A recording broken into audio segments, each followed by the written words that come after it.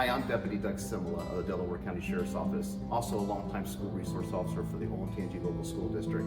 Today I'm here to talk to you about gun safety. It's probably the most important class that I can actually teach to elementary kids. And the first thing I like to tell kids is that there are 4 steps that they need to do if they ever come across a gun. Whether they think it's real or not, whether a family member or a cousin or someone else tells them it's real or not, or tells them they know how to handle it, or tells them that their dad taught them, or that it doesn't have any bullets in them, they need to follow these same 4 steps every single time. And they are to stop, don't touch, run away, and tell a grown-up. If they follow those 4 steps, they cannot be hurt by a gun. However, if they let their curiosity get to them, or they listen to that family member or cousin or a friend who tells them to touch the gun, obviously we can't make that promise.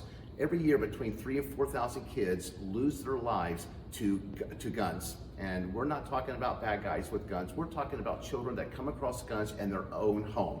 Guns that are not kept locked up. Okay, so parents, when I teach the class, I tell boys and girls, there's no right or wrong to whether or not parents have guns in their home. It's a choice. Parents are allowed to have guns.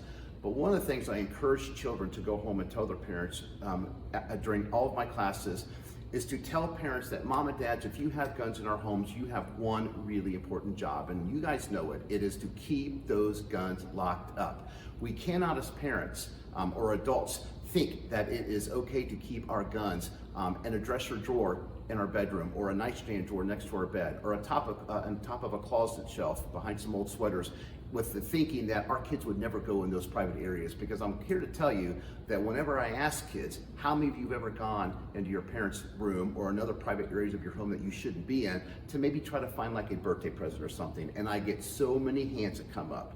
And it's those innocent times that they may come across something that they were not meant to see. And if they decide to touch that gun, obviously you know things can go bad very, very quickly. So mom and dads, my message to you is that if you have guns in your home, please take the time to lock those guns up for the safety of everyone in your home, especially those kids. Okay, and I tell kids all the time, your job is not to know if a gun is real or not. Your only job is not to touch it. And I repeat that on purpose over and over again during that class because looks can be deceiving.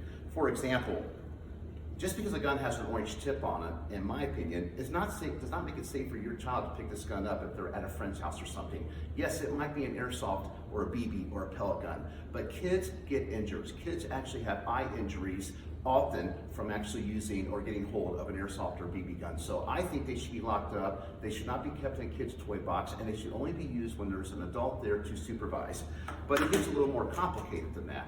Because this, for example, do you know what it is? Would your child know what it is? Is it a real gun, or is it also an airsoft or a pellet or BB gun? Well, this is actually an airsoft gun as well. But what's interesting is that there's no orange tip on it, whereas this gun has an orange tip. But neither one of these should be held by a child, okay? And they should not be used in any way unless they're being supervised, obviously. So looks can be deceiving.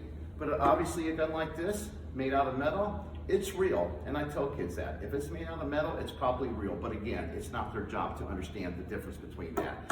Even a gun like this little gun here, this cheap looking gun with these little white plastic handles that are falling apart, that had to be taped. They look like a cap gun that I had when I was a kid. You put a roll of cap in there, a roll of caps, and you bang, bang, bang, you can shoot that. It's even smaller than my little fake gun, little toy gun that came from a Dollar Tree store. But this gun is very, very real. And people, including adults, get this confused all the time. So looks, again, can be deceiving. And lastly, another message for the kids.